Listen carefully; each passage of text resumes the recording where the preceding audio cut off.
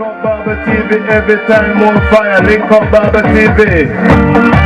YouTube, become a subscriber. Do remember to hit the notification bell. Ding! Brother Nocturne, community builder, community brother.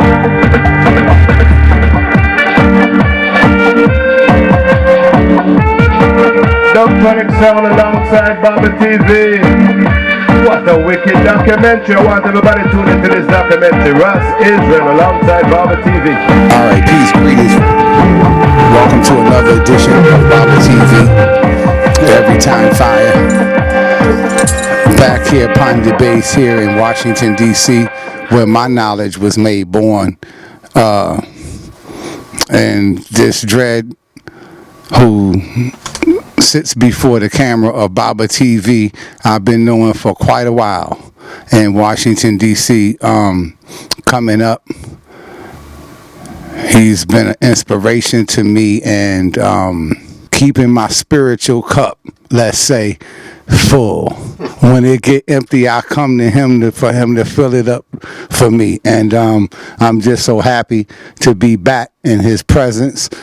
My brother Ras Israel. Blessed be the Most High, Jah Rastafari.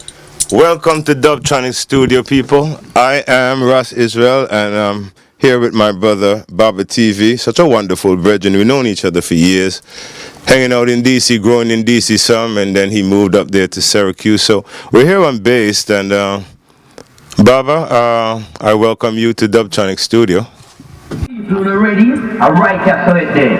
Right after it there. You man know what that the vibes radio enough. Radio enough. Radio enough. Radio enough. Radio enough. Radio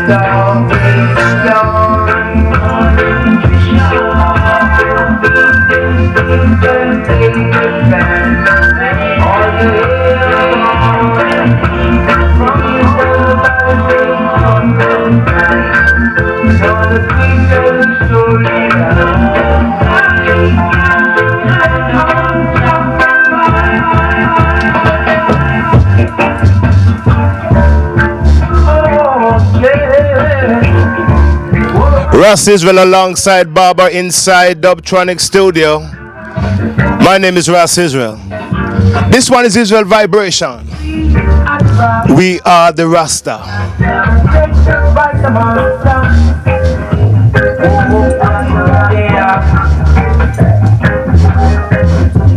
Worthy just getting wide. My blood is stuck and running down there, my head. My blood is nice, bloody river, my head. Yeah.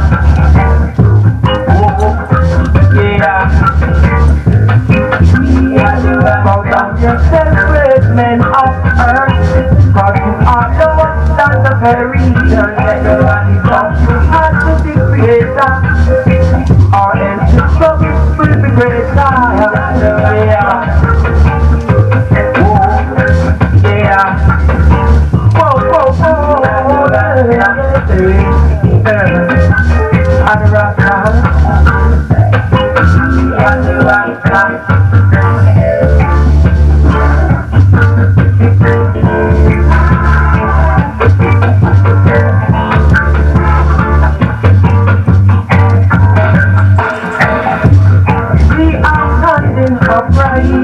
that's why we getting all of my day. Don't have no time to look for her.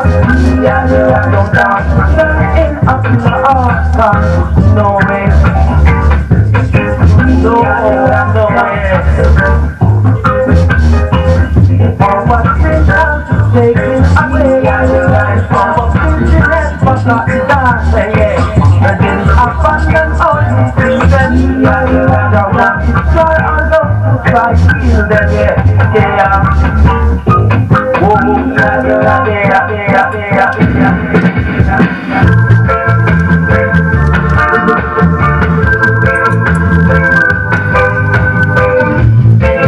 In times to come, this one is coming out of Earth and Stone, another classical piece out of Channel 1. Dubtronics alongside Barber TV. What a fun we're gonna have tonight. Keep it locked right here to Barber TV.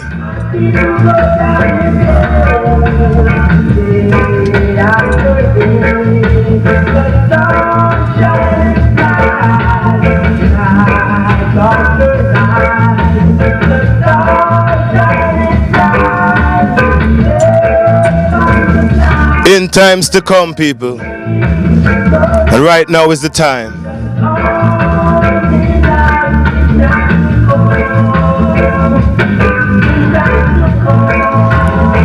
Out of Earth and Stone.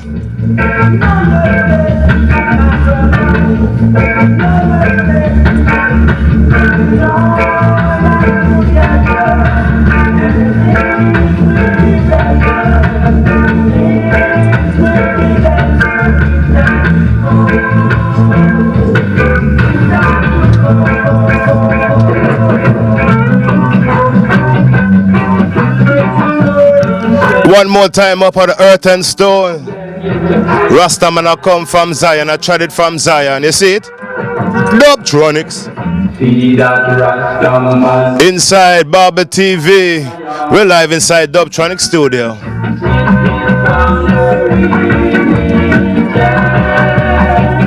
Roots and culture.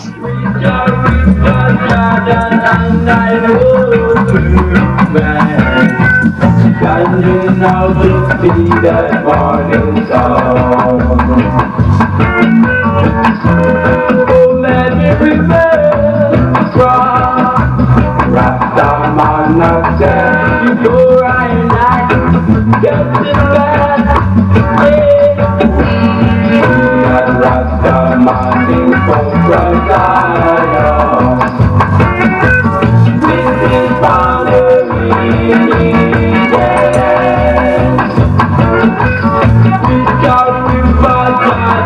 And I move through land, standing out to see that morning sun.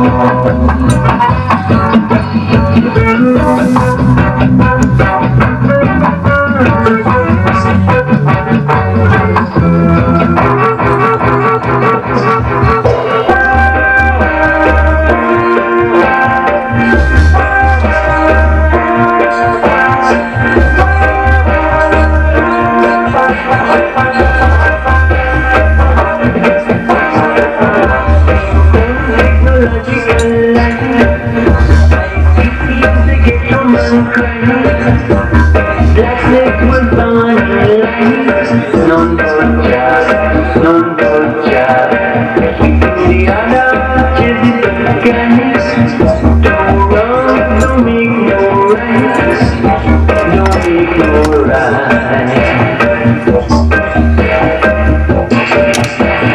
Glory, glory, glory.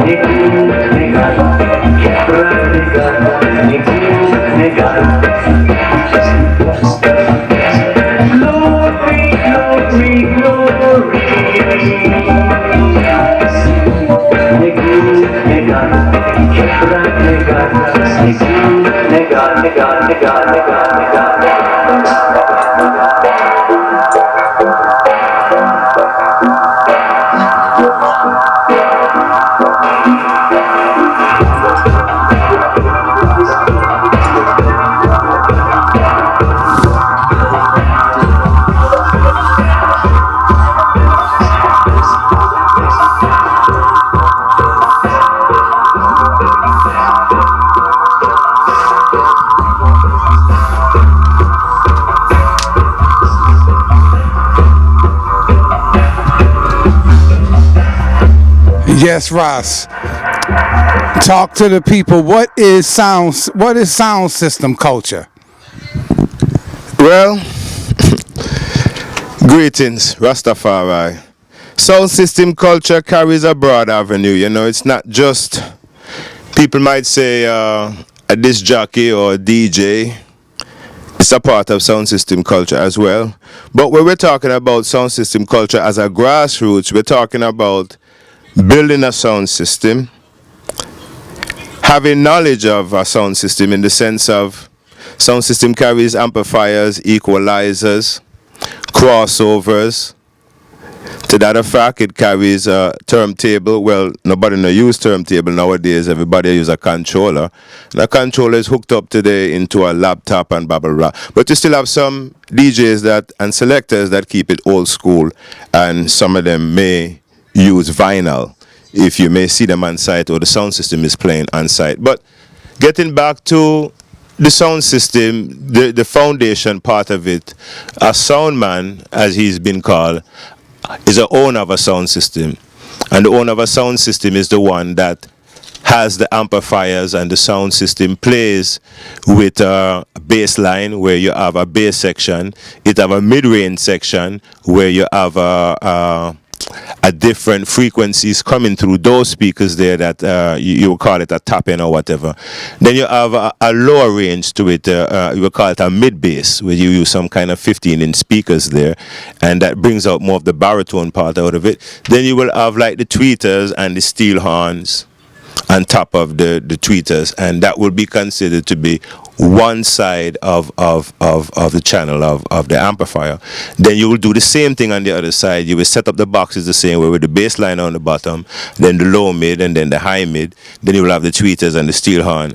That's how it used to be. And those wires run all the way back to the sound system itself, where you will find they'll string the speaker wires into the amplifier by a way of Ohm's law, and how they would do that. And then every speaker would have its own frequency in its own channel coming from the crossover itself that will set it that way. So you find the sound system have a big rack, and it have a lot of different amps playing different things. Then you will have the DJ part, where you see either the controller and playing from the turntables or whatever, the laptop part of it or whatever. Then you will have a selector, and back then they used to have a selector and an operator, and you used to have DJs, and you used to have singers. So usually when the selector go and run too early tune, blah blah blah, the DJ them not did it at that time. But during the night, when the DJs them come on and the dance full up, the DJs them would come on, and the selector now play certain tunes that are selected for that night for the DJ them for DJ on those rhythms, or even bring in the singer who actually probably have a hit song or just released a tune on those rhythms. So what would happen is that the selector would go and play a tune and pull up, and there's a thing called the version now, where the DJ asks for the version, and he might even bring in the singer and say, singer come touch a piece, and the singer come in, and the singer do film thing, then the singer pull up now, and the resident DJ of the sound system them start to DJ, and the dance start to catch a fire as people start get the vibes and whatnot. So that sound system, as I said again, it has an owner, and it had a venue where those sound systems, let's say that sound system name was Jaro or Gemini or one of those big sounds from the 80s. They will have their venues where they play, and in those venues where they play is called dancehall. So actually the dancehall was the name of the venue. It wasn't like how it is today where the name is changed around, where dancehall is the name of the genre and not the name of the venue. You see it? So time changing because the generational and the expression of their expression and their energy, they term it a different way. You know, see it? Because what was a place where you go dance now is actually a genre that you listen to and played in a club, which the club space we used to call it dancehall because the sound would actually go in there and play. But nobody no walk with big sound systems anymore. It's usually either you walk with your controller or your laptop, and the place that you're playing actually might have a DJ booth, and you go in there and string up or something like that to the fact. A few sounds are playing in venues today, but that culture is alive and well, as we see in Europe. I don't know if you see sound systems in Europe, but there's a lot of big sound systems like Channel One and still playing. Ashanti, Baba Ashanti is still playing. Ashanti I. You have King Tubby's still playing. You know, Unity, Hi-Fi, Jashaka is still playing. So what we see now, the roots part of the sound system culture, because now we could talk about the different genres in it. It comes from the early parts of the sound system, like in the 70s. You had a sound system playing from a Rocksteady, Studio One, Rubber Dub come on the scene. You have studios like Channel One and Jammies, and them studios started to carry a lot of different artists. That the rubber dub genre became more of the steady play in the dancehall at the time. You see, so you had DJs like Lone Ranger, Peter Metro, DJ like Taryan and Johnny Ringo, and all of these DJs that you heard in the earlys. And even the singers them too, like all the King Everards and the Pat Anthonys and all of these type of singers from that time. Although those singers came out of jammies, you see what I'm saying? It was the rubber dub rhythms and the rubber dub versions off of the songs is what the selector would pull up. So you see, there's that part of the sound system culture, and now we're not talking about the sound system itself, as I just explained earlier, with the different amplifiers and whatever. I'm talking about now the genre that plays in the so to speak dancehall. It was rubber dub back then, and these was the DJs because they were resident to the sounds that they were DJing on. Then dancehall again came to a different avenue now, where we're starting to hear the Stone Lobs and those sounds are coming up. More dub plates now are playing in the dancehall. As you see, you don't see the DJs resident to those sound systems much anymore. In fact, some of those sound systems had stopped playing because these other new sound systems are coming on the scene, like Stone Love, Renaissance, Addis, you know what I mean? A Mighty Crown out of Japan. You know what I mean? We've seen so many different, and that's where we're at today. With even in that part of it, the music evolved because we start having a lot of different artists. You hear about an artist called Agent Sasco.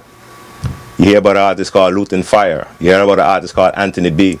You hear about a singer called Chesedek, and all of these different artists. Then the difference with the Wayne Wonders and them, who are still in the music, that came from that early late 80s into the 90s with the dancehall, with the Shabba Rankins and all of them, the Buju Bantans and all of them. They're still here with us today. You see what I'm saying? So the genre have changed a little because of the generation.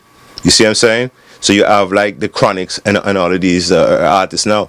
So getting back to a part of the sound system culture outside of rubber dub is not playing as much, and this is the music that I'm playing today. Today in sound system culture you have the class side of it, where you have two sound systems. They will go at it and test each other on their dub plates to see which one dub plate better than the other one.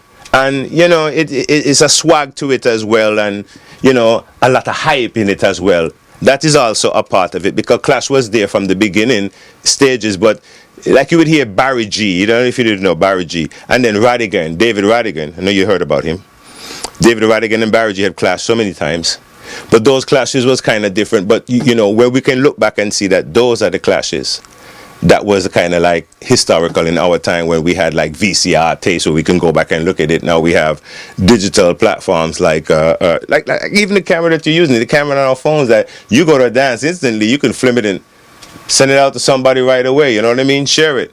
Back then it was a guy with a big camera, a VCR tape in there, but you know that's how it was. So the clash part of it now and the dub plate part of it now, you find that the artists them will go in the studio, do a dub plate special for a certain sound system. You see what I'm saying? And those sound systems now will challenge other sound systems who are getting dub plates from other artists as well, and they will go inside of a venue and it will be a clash arena. And they will send it out, whether on the Facebook or whatever the case may be, and people may get in it via the internet, or some people might be at the Clash Live or whatever. But it has many different parts to sound system culture, as I kind of explained to you.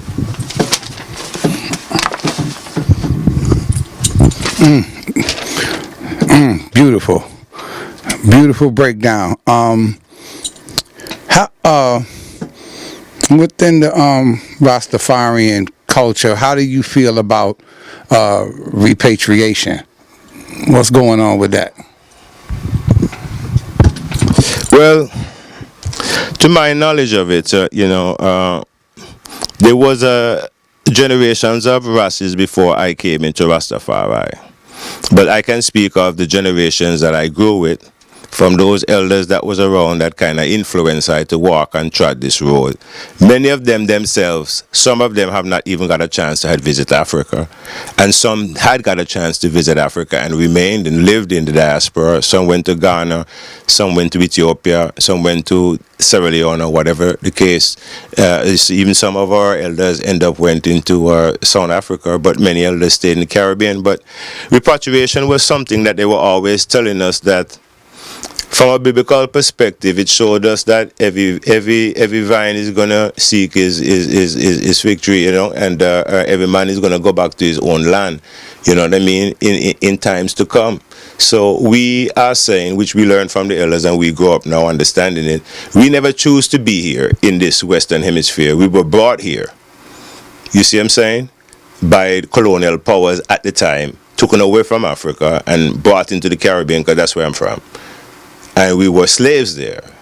And over time, after slavery and whatever, you had a time where the black conscious knowledge was expanding all throughout the Caribbean, and black power and Rastafari came up. But in the Rastafari understanding that repatriation is a must, that is what we was always hearing, which means that the black man himself, when he become fully conscious of himself, should return back to the continent. But over time, we get to investigate it from a different angle. We say, you know what, many of us now had visited Africa. I myself had been there to Ethiopia, visited, and I love it. I tell every Rasta man, I tell you the truth, every sister of this faith, or every cultural-minded aspect person, go to Africa, see Africa for yourself. Go there a couple times. If you like to go to Europe, now try to go to Africa. Spend your time going there and see for yourself and ask yourself over time, could you live there? Because to just wake up and say, oh, tomorrow I'm going to move to Africa, it might be a cultural shock to you at first. So I always say, visit a place, know a place, before you can embrace a place, And we are Africans. You cannot deny that or take that from us. Don't care which part we are. But to repatriate without an understanding of the place that you're going back to, which is actually your homeland, but you haven't been there for so much of a centuries, that your foreparents that have been taken away, you are the generations after that. We don't really know Africa, so we have to go back and refresh ourselves with its history, its language, its tradition, its culture. It's food. Many of us have food prejudice too. So when you go to Africa now, what food you're going to eat when you can't find certain foods that you will have comfortable in the Caribbean supermarkets or American supermarkets, you might not find that there. So all of these things is best if you go and travel and meet the people for yourself and embrace the culture and try to understand it, its tradition and things like that. So when you really ready to make that move to Africa, you would already know where you're going and what you are about to journey into. So repatriation is a must. But first, I think the mind must repatriate first. Why? Because the mind is going to help the body to embrace what is physically going to be living in. So it's an environmental change. So it must be made mentally first. So you can understand Africa mentally, you know, and mentalize it as you see it and go and touch it and visit it and get to know it. So that's the whole thing about repatriation. And then when you finally physically living and dwelling on the land, you have fully repatriated. But I think the mind first has to be repatriated. Get to know Africa, your history, your culture. There's lots of ways. There's books that can teach you your history, your culture, and the geography of Africa. Because you might find there's a remote part of Africa you want to live. You might want to be in Ghana. You might want to be in South Africa. You might want to be in Sierra Leone. You might want to be in Kenya. Because I tell you, all over Africa, you have Rastafari. All over Africa now, you have black Africans saying that they're Hebrews. We find this in Nigeria, in the Igbo people. We even find that in Ghana, in the Gala people, and find it in South Africa, in the Limba people. So we see our self-identity of who we are as a people. It is coming back through our DNA. Our knowledge of self is coming forward. So that is the repatriation. First, to know and understand and embrace yourself as an African. Because many of us even got away from that. Oh, I'm not African. Oh, I don't want to have anything to do with those Africans. Every time we say that, we curse ourselves. Many of us even go as far to be drastic as saying that I'm from a different Caribbean island than you. I'm Jamaican, I'm Trinidadian, I'm Monstratan, I'm from Nevis, I'm from the VI. If we look at it from a total different angle, one will say that that's tribal, because we are identifying with countries that we never named. And actually in the boat coming down here from Africa in these colonial pirate ships coming here, none of us never named Antigua, Jamaica, St. Kitts, Nevis, Tortola, Montserrat, Trinidad, none of these names. What were there until we landed on these shores, and over time we became the nationality of those flags that we never even had a stock in saying, okay, we're going to design our own flag. It was already given to us by colonial power. So we have to really understand ourselves. There's nothing wrong in being a person from a Caribbean island who holds on to their nationality. That's beautiful. But what I want to say is, in totality, none of those nationalities was added to us coming here as slaves, and we are the generation of those people who came here by force. We are their children. So generationally, our ancestors are waiting for us to rise up, to understand ourselves, who we are, our tradition, and our place in this world. Because Africa, Jah have blessed Africa, and I think it was his world's first people, and have given to Africa all of its resources and everything. But because we're in a continent and we're not united, and our leaders are divided and corrupted, Africa is being torn apart by different powers that be it, whether it's the Chinese or the French or the British or the Americans or whatever. There's a lot of people who have their hands in Africa. It's not there to unite with its people or get to understand them in any way, but it's there to take out the resources that the people themselves have, and not bring in the raw materials into natural technology that can be bought and sold in the world market. So this is the whole thing behind repatriation, and why we as Africans, whether we're in the diaspora or outside the diaspora, must unite. Islam or whether you're Rastafari, Black Hebrew Israelite, we've got to find a way to work with each other without this confusion of I'm Semitic, I'm Semite, and you a Hamite, and that not gonna be the argument dead.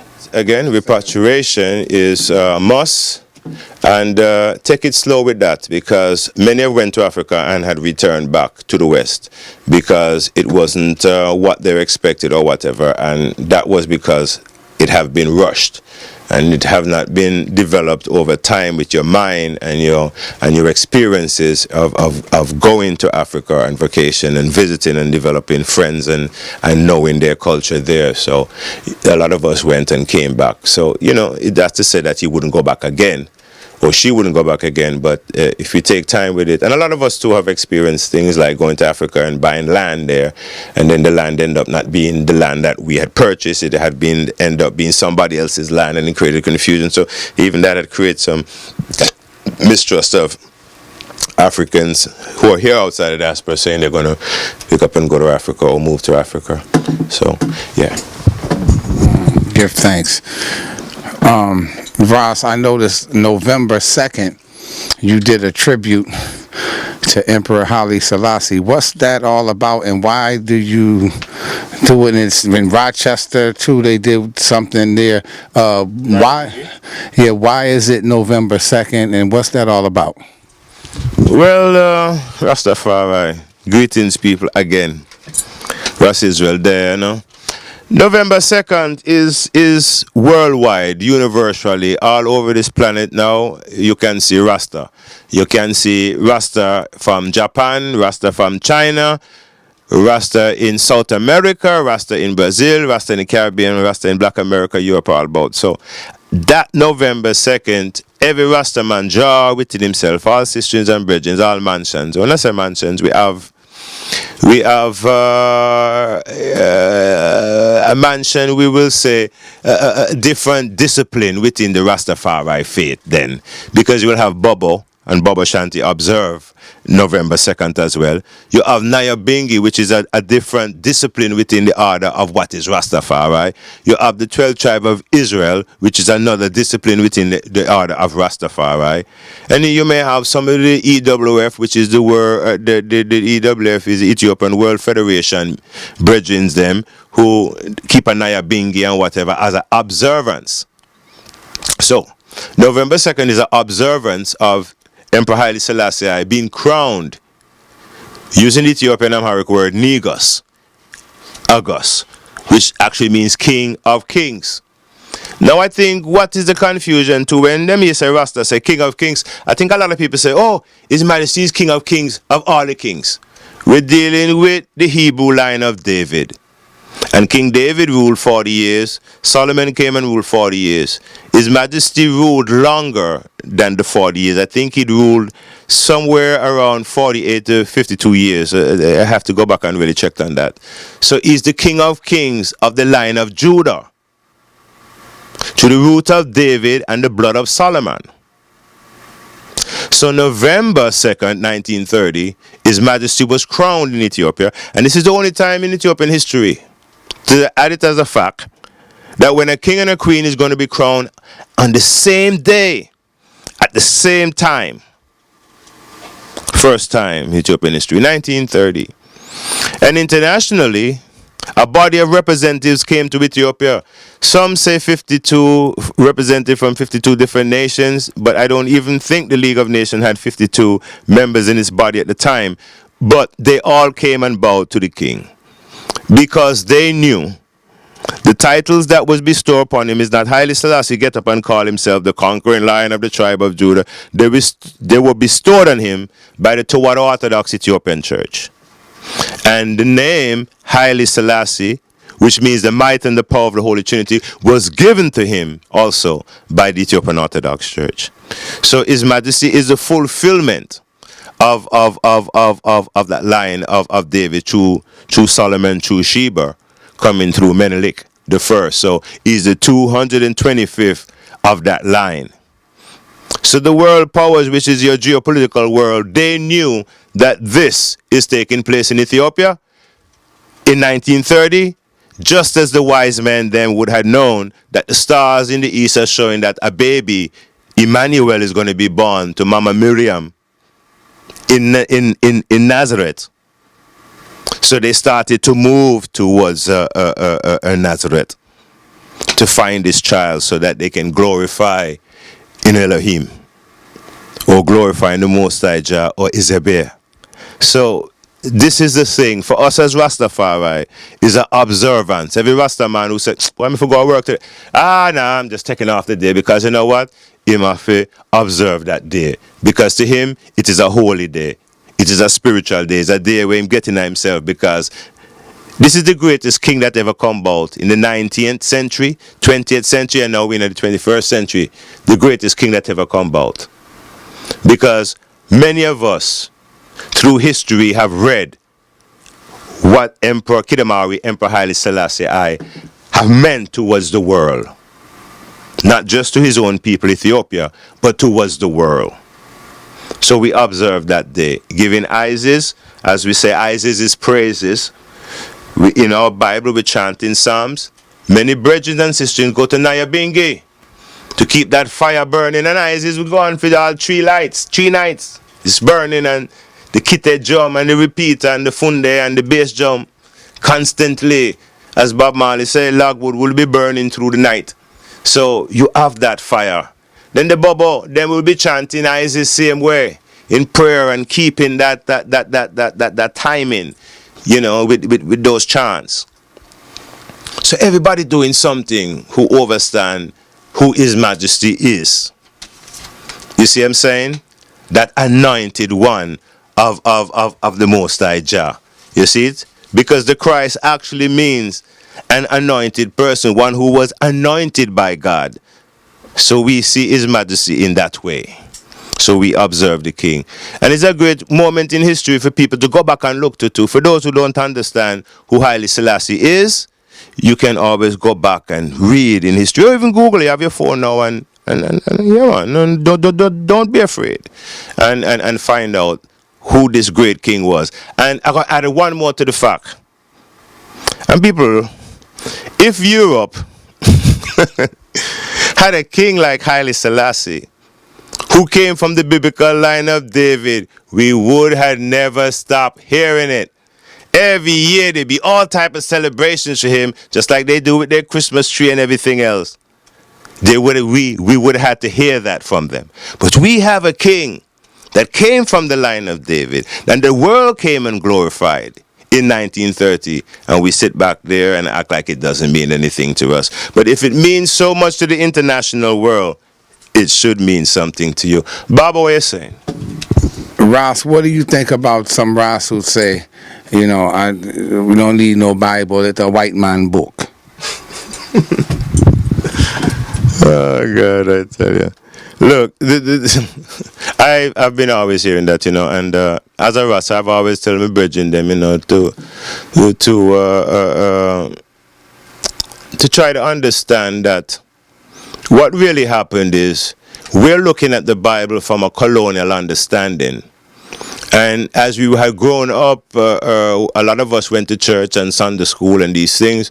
All we seen was a colonial aspect of a Europeanized Bible in the sense of the angels being white.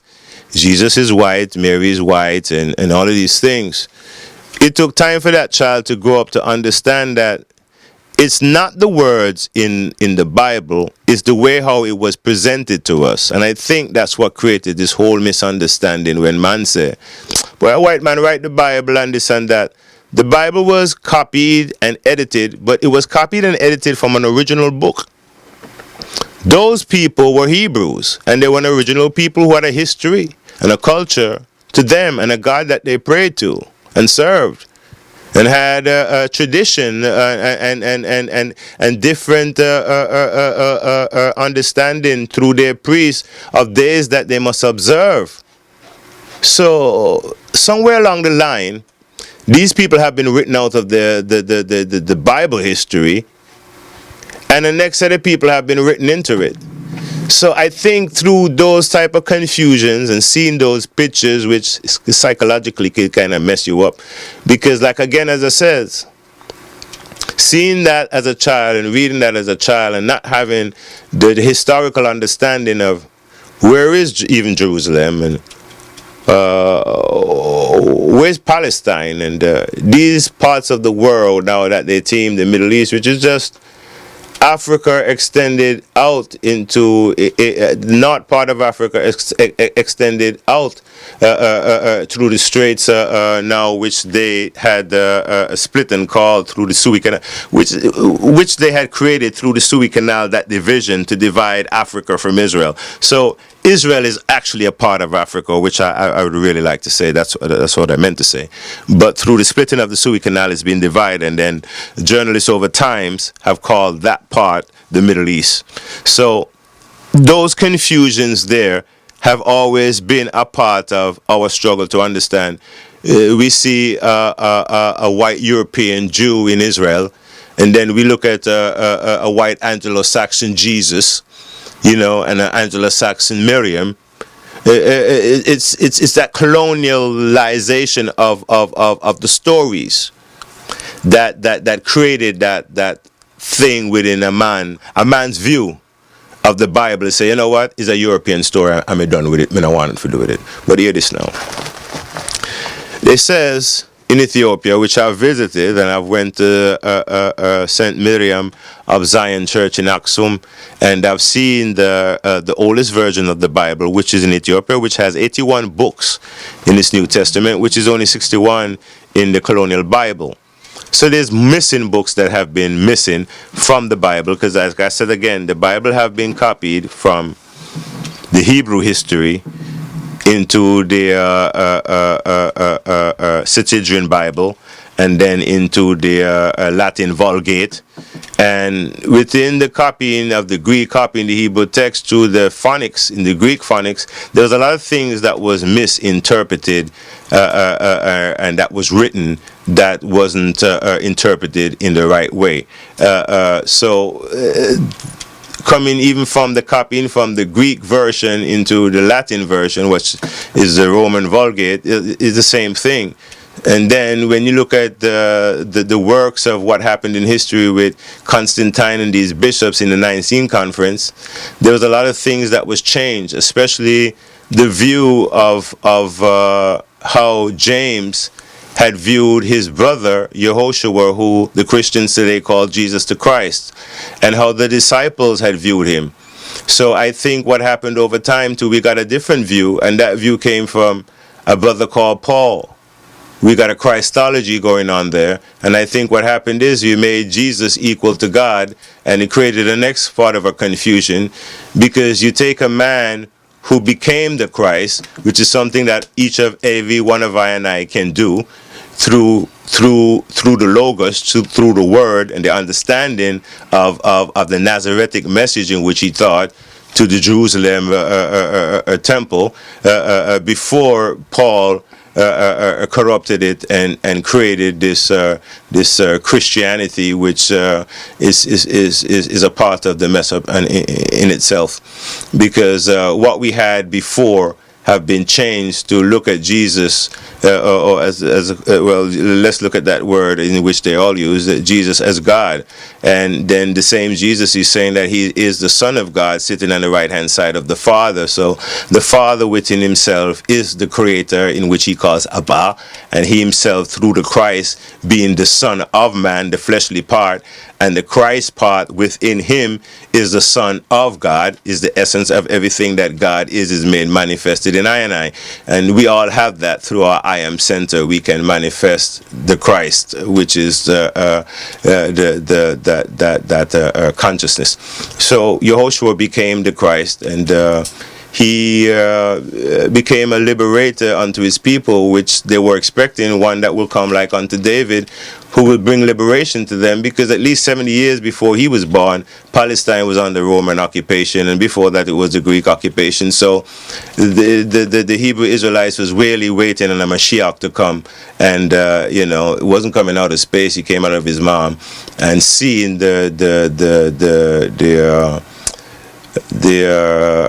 what was taking place with his people.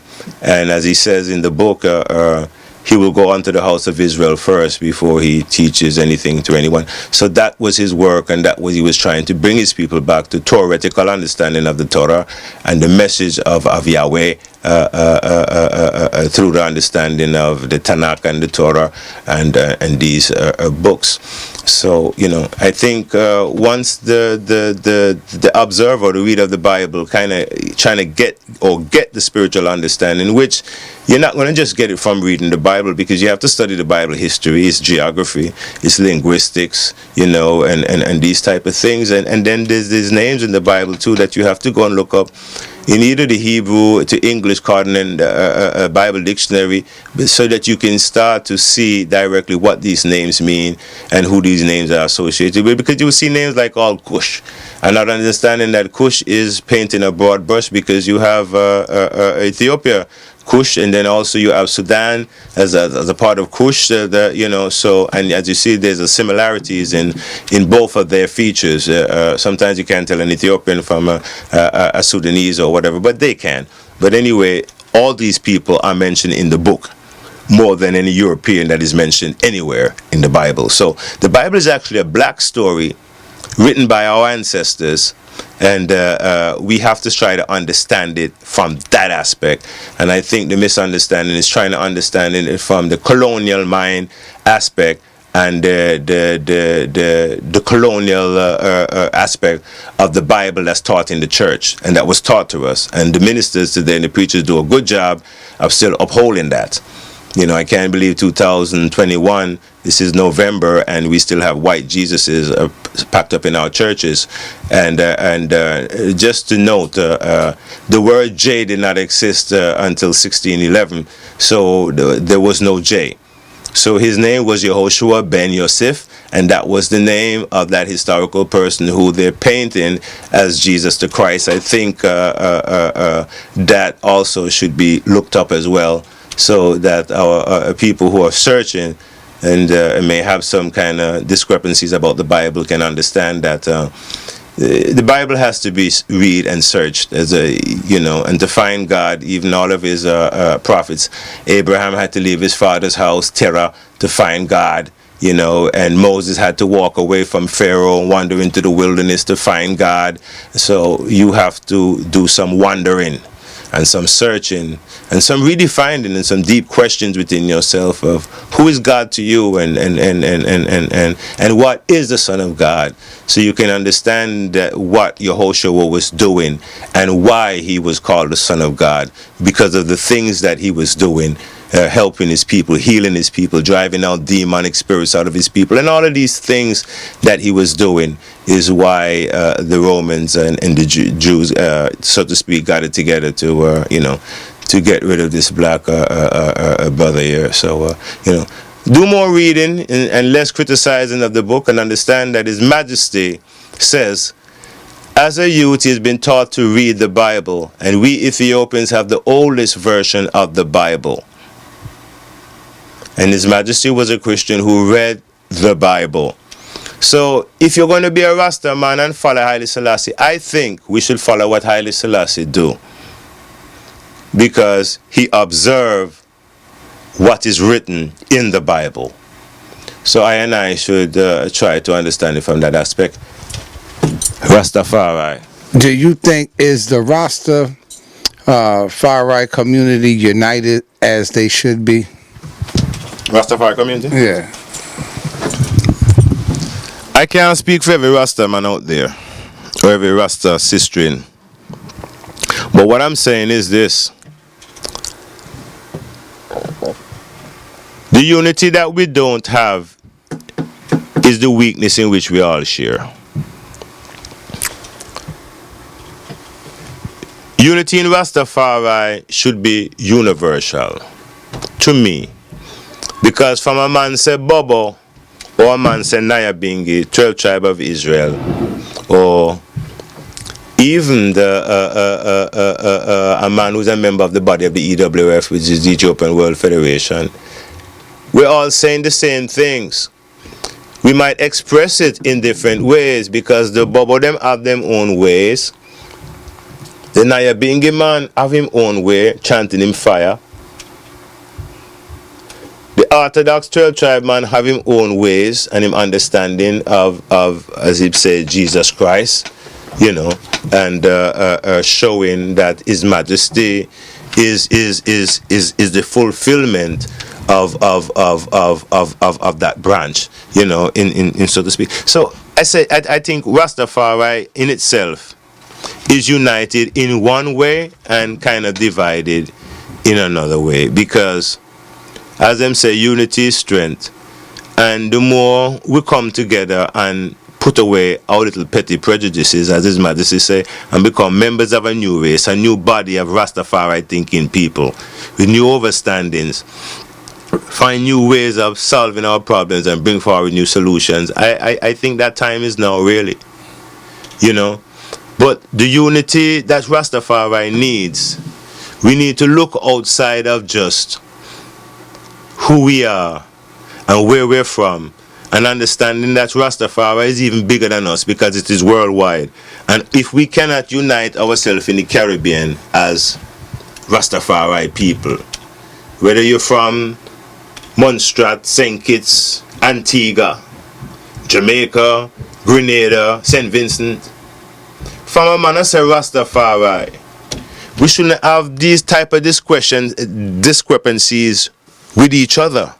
From a man I come and Naya Bingi, him supposed to can join in with every man and every sister in there and chant and say, without being a part of a little group, or because them people don't know him, or where them people come from, and we need to look in ourselves and ask ourselves, if we're doing these things, we need to stop them. Because we have to be born somewhere and give thanks for life. And okay, where man born in Master Rastafari, we should try to find some unity with that man or that sister. And as the friendship or grow throughout the years, you all forget where that person come from or wherever, because the unity is so strong, it just become a part of one body, one thinking body. So we have a lot of little work to do. We have to clean up our own little yard by making sure that we don't have no little petty prejudice are going with other races from other places. And make sure that when we say Rastafari, we're all a part of one. Because if you're Bobo or Naya being your tribe of Israel or whatever, we're still Rastafari from the beginning to the end. If that is your discipline, it's fine. But when you see other Rastaman out the road and them are yelling back, you know, see, we have to find a way to work with each other, because that is what His Majesty is about. He brought countries of Africans together who could even talk and solve their problems amongst each other, created an institution where them can come and solve these problems and then seek to find their own independence. So Rastafari can look and say, you know what? His Majesty did these things, so why can't we as a Rasta man and Rasta people come together and say, you know what, forget the little division thing and whatnot, and make we deal with the unity, pan a wholeheartedness, pan a unconditionalness, that, you know what, we not watch no face, as people say, we no care where a man come from, we just watch the works, watch what is coming from within the man, and not how much him have or why him have or where him come from, but just deal with him as a brethren and deal with her as a sister. Because you know what, as I say again, we must be born somewhere, and we all come from someone, and we all coming from some place. So the unity of Rastafari, it is there, but it needs to come together more. It needs to see the things that had separated us and ask ourselves if we want to keep these things in place or we want to get rid of them, because to me them not solve no purpose. It don't solve any purpose. We're more together as we gather together than we are when we are apart. So unity is strength, and iron sharpen iron. So it's time for brethren and sisters all over, wherever you live as Rastafari, says, you know what, you reach a point now, we don't even business if that man come from a different tribe than me, you know. From us, Rastafari, we have something in common. We have a common interest. We can unite around that. A sister may come from a different wherever you meet her and you go together and whatever, and you know, make life together. And this is all a part of the unity of Rastafari. No more watching where I want to come from, or how long this one a Rastafari than that one, or this one is a priest and the other one is not a priest, or you now listen to me and me have to them things they have to go done with. find ourselves within our own space, and even ask ourselves consciously, even me and myself, am I ready to be united with everybody? Yes, because that time have come. This other little thing that we are dealing with not working. We have to come together, brethren and sisters. Come together. So the unity of Rastafari is always there. It's just that it's not strong as it should be. You know what I mean? And we can, brethren. There's nothing that Rasta can do. It's just we have to be willing to say, you know what? This is where we want to charter it now. We want to go there. And you see, we get much more being with each other. Much more we develop, much more business, much more talent, much more entrepreneurship, because each of us have something to share. You might have a school teacher over there, you might have a carpenter over there, a welder over here. You have a body of people with different experiences ready to work.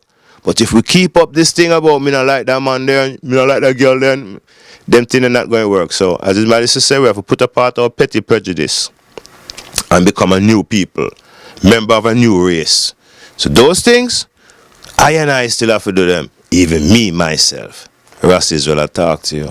Run away, run away, run away, run away, run away.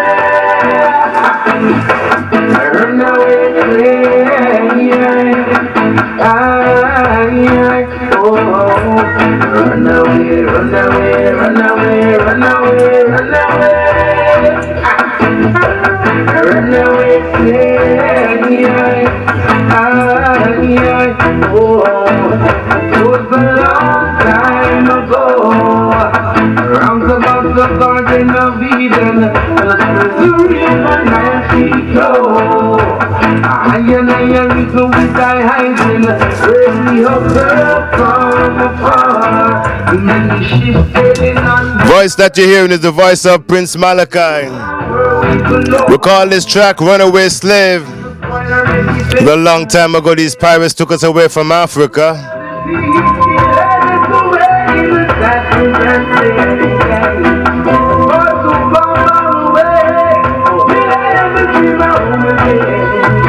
Soon get back to the reasoning, taking a spliff break right here. Ras Israel, Baba TV live.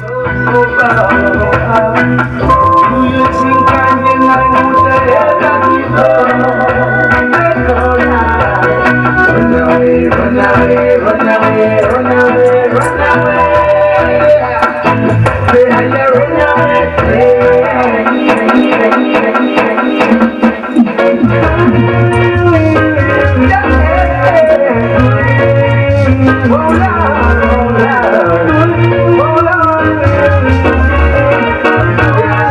One more time up on the Prince Malachi. Early in the morning, we're talking about priests, prophets, and king. Hail upon my brethren and my sister them out there.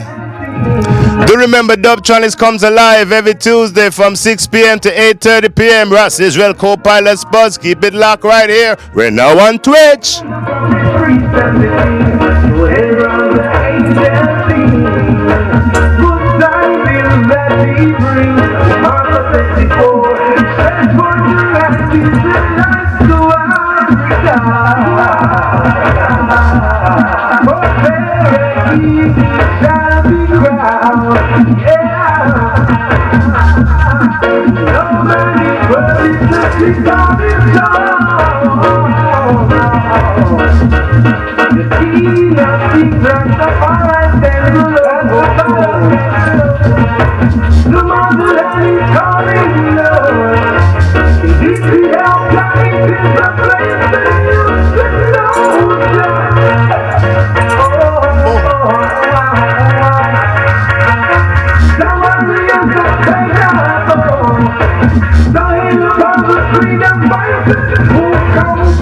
Big up all my black Hebrew Israelite brethren, them enough love from Rastafari.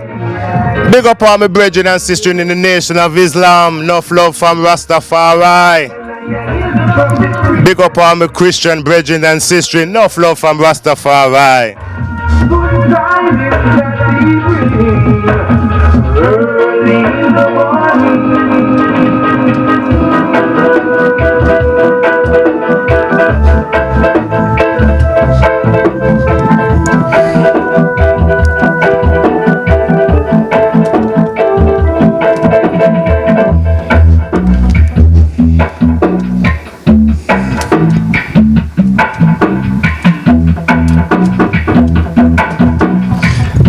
Yes, Ross.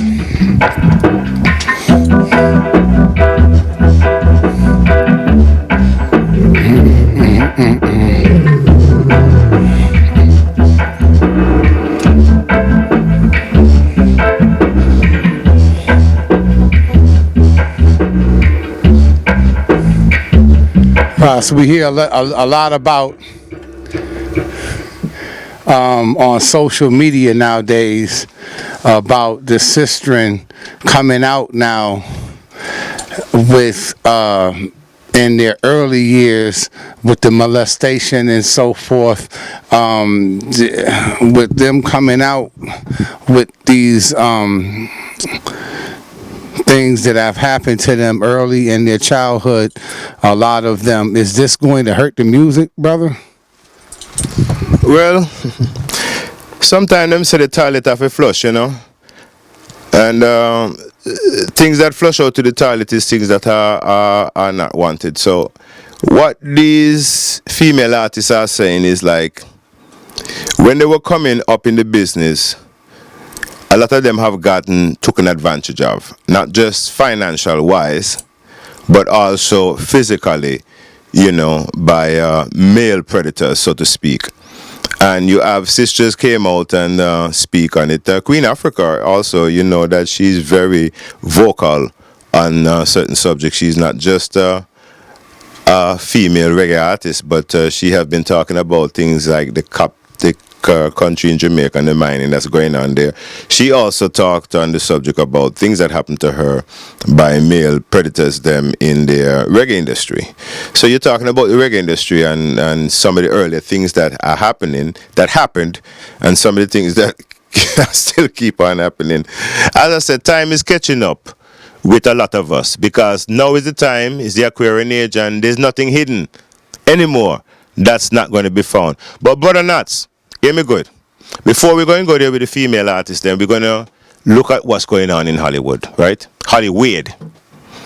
We see artists like all what's her name again? That girl there, Quato, Jennifer Quito, or whatever her name is, the actress there, and other artists like Sandra Bullock and all of them. They came out and they said that in their early years in the Hollywood industry, they were molested and raped by even the producer there, Weinstein. Yeah. And we see Weinstein went to court, and we see what happened with that case. He ended up going to jail. So all over in these industries, the Hollywood industry, we see those voices of women who are in the industry as foundation actors today, but when they were younger, this is what had happened to them, and this is what took place. Now back to the reggae industry. It's coming out now. You see what I'm saying? One is film, you know. One is music. You see?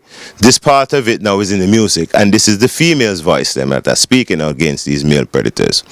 So what I'm saying, it doesn't look good for the reggae business, but it has to come out, because anything hidden is going to be found. And why they didn't come out back then? Because look at it. Why didn't those Hollywood actors come out then? They were ashamed of what happened.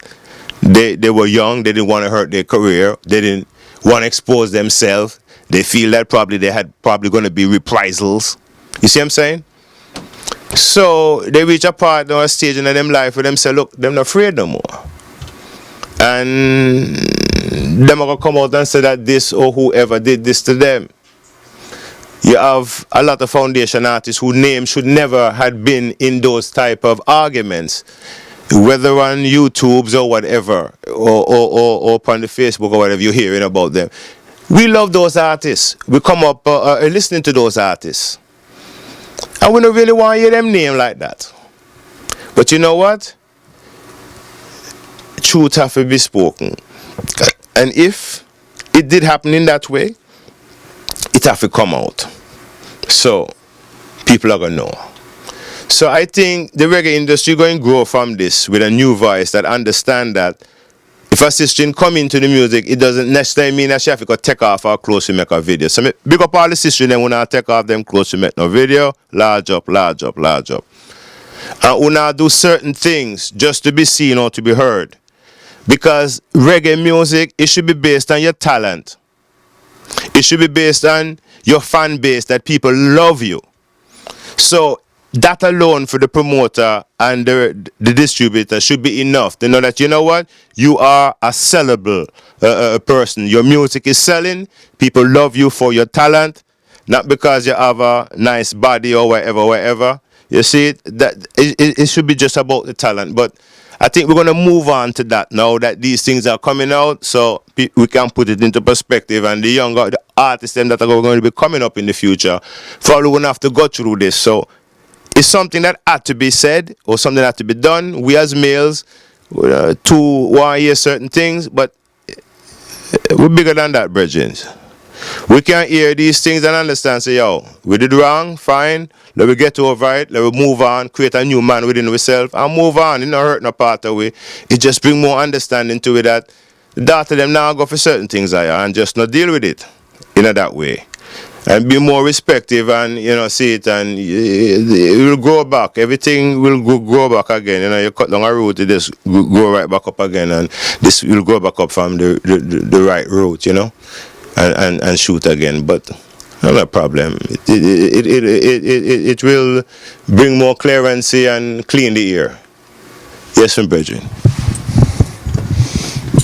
All right, my Ross, take me on home now with I can't leave without talking about our brother, mighty strong brother, K. Becca, aka Midnight. Take us on home with our brother. Just talking about Aki Becca, there was a music, I think one of his albums that he did in 2019 called Mecca Mestrum. He did a track called Into Law. I love that track. Actually, as I speak a little bit about Vaughn, Aki Becca, yeah, as I said, I am native to Washington, D.C., and in that time when Vaughn and the Midnight Band was here, and just getting the early start, you know what I mean? I was around, and Vaughn came around sometimes when they wasn't really doing anything.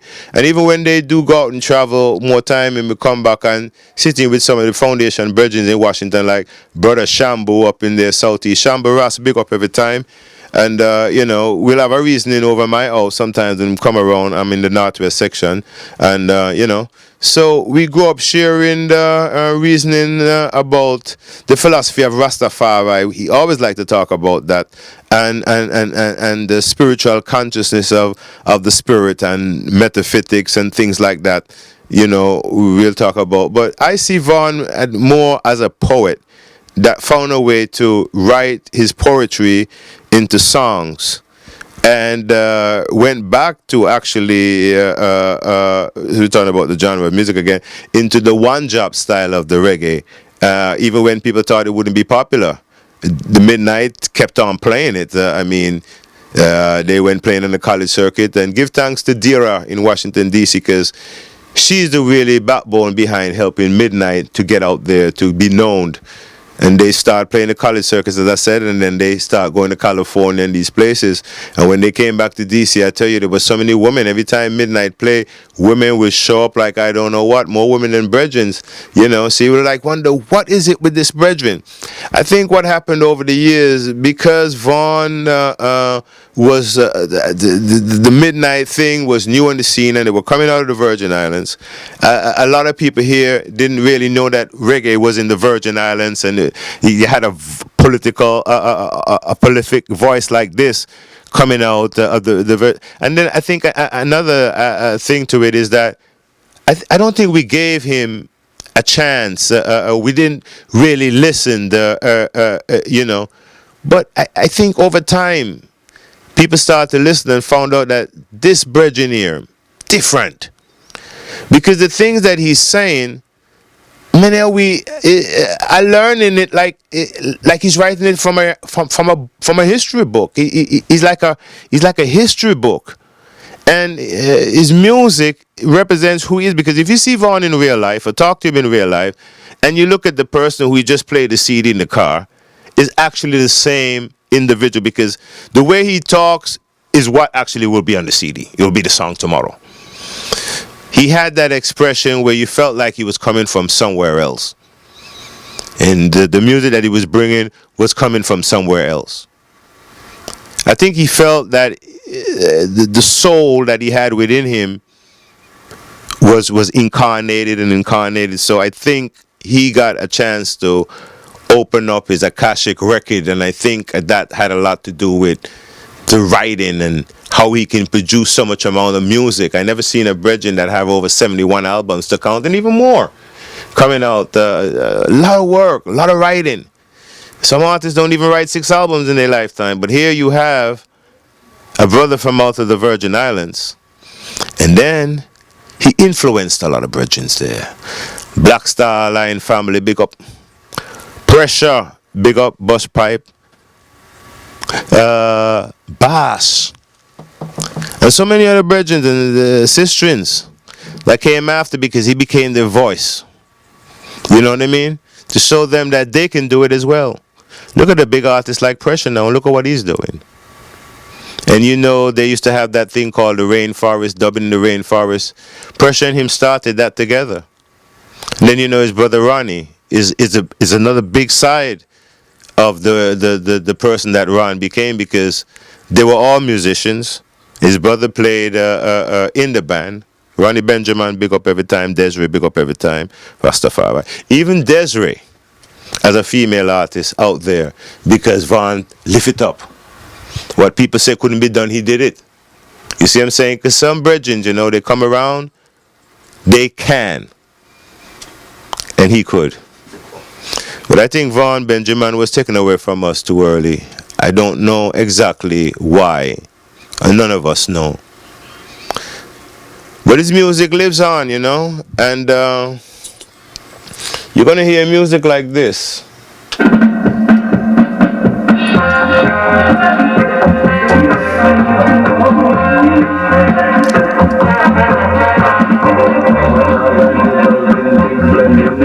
We call this one Into Law, or the Akibeka 2019. Taken from the album called Mecca Menstruum.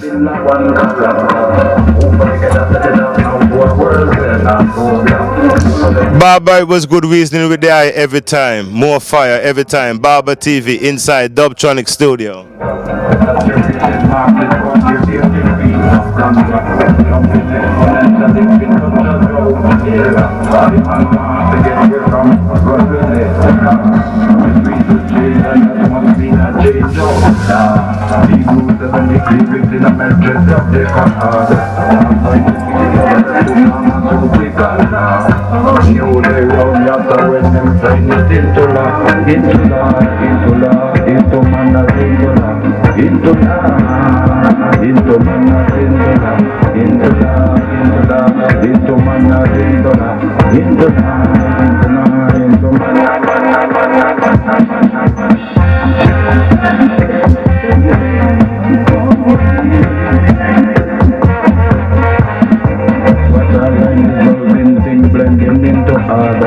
When the thing boils down now, to which one you rather?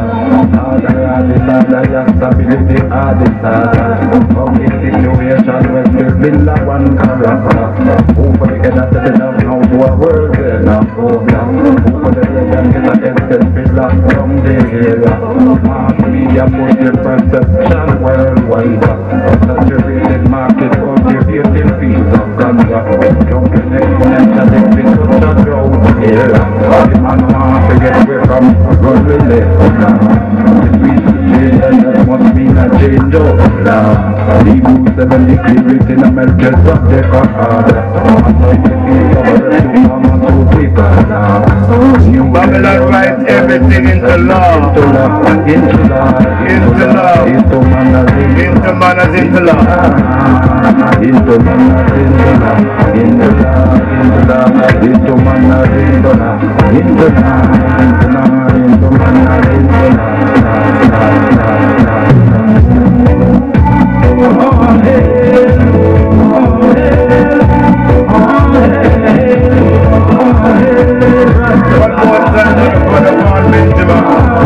Akibeka, all hail the king. Every morning I rise,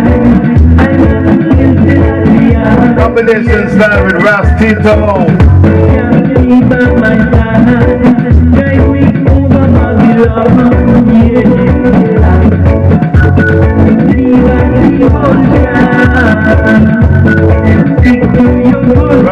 alongside Baba TV. Brother Nat Turner is in the house. Just playing a little tribute to Aki Becker. Combination style right here.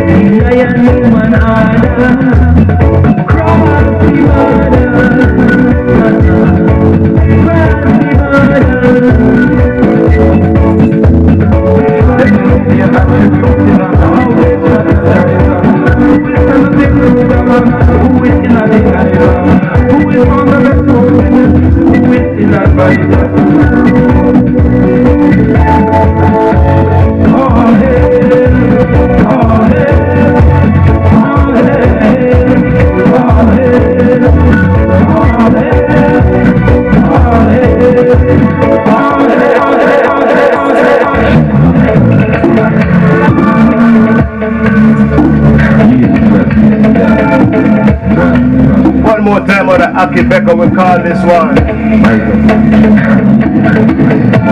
Go give Jah praises right now.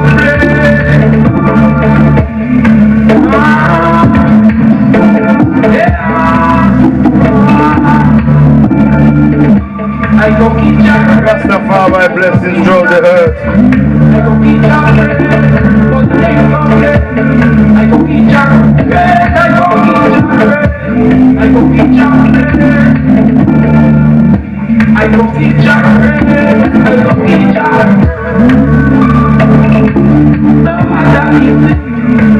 Fulfillment of the creation, physical, liar.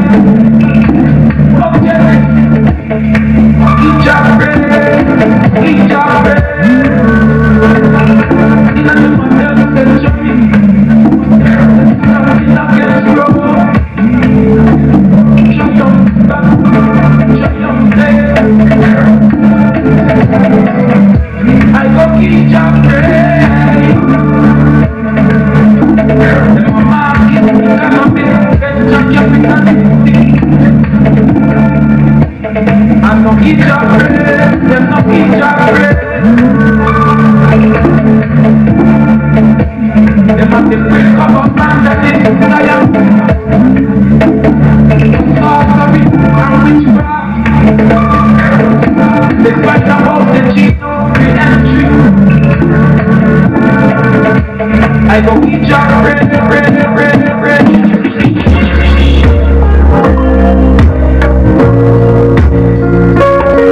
Or the Iowa studio.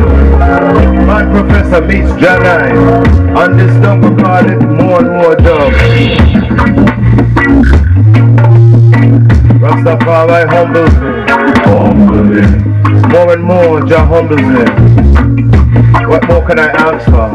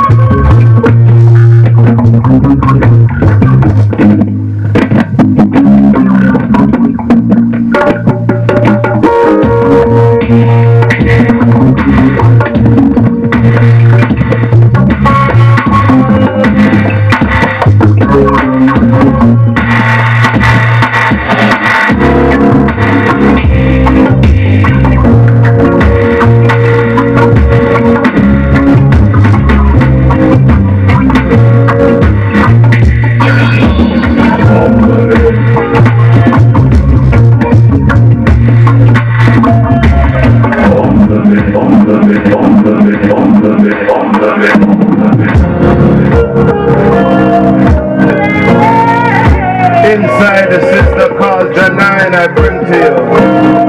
Jah humble me more and more and more. Humble me more and more. The heights just a grow and the bliss just a show. And I humble me more and more. The more that I learn through the little that I know, and it humble me more and more. The truth set me free and encourages me as it humble me more and more. Humble me more and more. There is so much to fear, they say, so many unknowns. There are those who would scorch the face of the earth in a selfish game of thrones. Some learned of the mystery Not forcing the world to comply, but give thanks the source of the sacred is and couldn't deny. And when I tune into the frequency, none of the stains of adversity distract from the Good reasoning with Baba. from the power Melodies took time to come out of Syracuse, that old place. Visit us down here in the big DNV. and the lyrics of the show and the Our sister Jana is a humble. word that I learned, the liquor that I know and it's Dub Wise Dubtronics alongside Baba TV. What a wicked interview.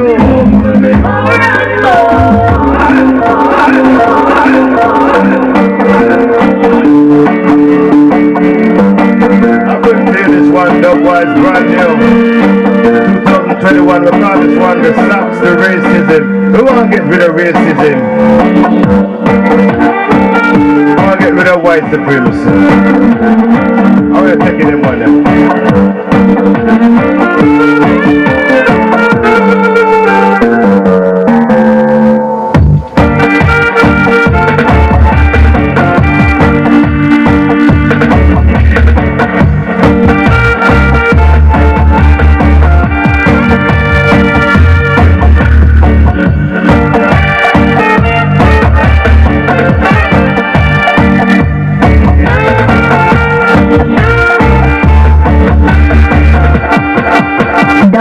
Chanic sound. Yeah, well, it's keep on coming at you. Double Tuesday. Double Tuesday. Dub Chanic sound. It's time for it. More it. Double Tuesday. Yeah, well,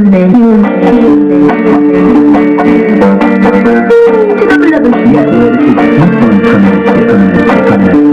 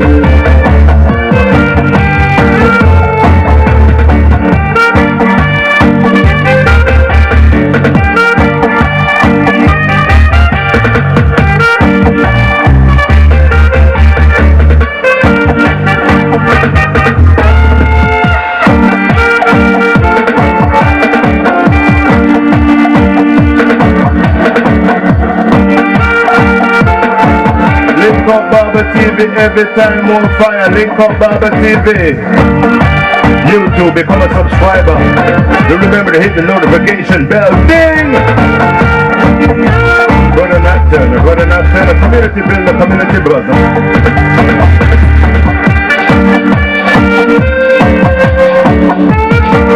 Dubtronic sound alongside Baba TV. What a wicked documentary. I want everybody to tune into this documentary. Ras Israel alongside Baba TV.